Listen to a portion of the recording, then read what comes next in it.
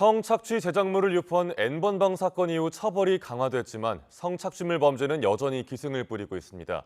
텔레그램 내에서 AI 기술을 활용한 딥페이크, 허위 음란물이 제작 유포되고 있지만 수사와 처벌 모두 쉽지 않습니다. 윤성훈 기자의 보도입니다.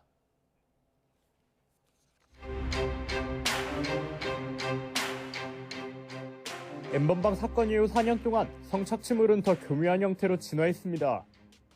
AI 딥페이크 기술을 통해 사진만으로도 손쉽게 음란 합성물을 만들 수 있게 됐습니다. 성인, 미성년자를 가리지 않고 피해가 잇따르자 경찰은 대대적인 단속과 수사를 공언했습니다. 하지만 이른바 능욕방 등 딥페이크 범죄 수사가 속도를 내긴 어려울 거라는 전망이 나옵니다.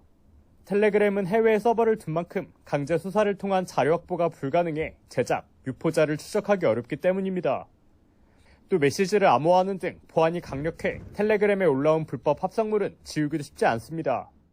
사이트에 돌아다니고 구글링에서 통해서 검색되어지는 것들, 이런 것들은 저희가 삭제를 해줄 수 있는데 텔레그램 자체는 지금 해결할 수 있는 방법이 없는데, 허위 영상물을 만든 이들이 파악되더라도 피해자들의 고통에 걸맞은 처벌이 내려질지는 불투명합니다.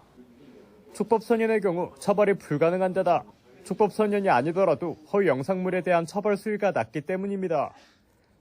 N번방 사건 이후 성폭력 처벌법상 불법 촬영물을 제작 유포하는 행위는 최대 7년형에 처할 수 있도록 강화됐지만 허위 영상물 유포 행위는 최대 5년형에 불과합니다.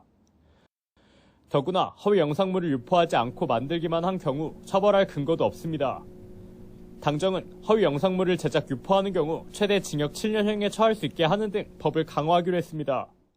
최근에 이제 이런 부분들의 문제를 인식하고 법을 좀 개정하자라고 하는 법안도 발의가 됐습니다만 뭐 소급 적용할 수는 없으니까 그동안의 일들은 처벌할 수 없다는 부분들 좀 안타깝게 생각이 되고, 이에 앞서 만약 당장 딥페이크 피해를 입었다면 관련 사진, 대화 내용 등을 증거로 남기고 디지털 성범죄 피해자 지원 센터 등을 통해 피해 상담, 제작물 삭제 등의 지원을 받는 것이 좋다고 전문가들은 조언합니다.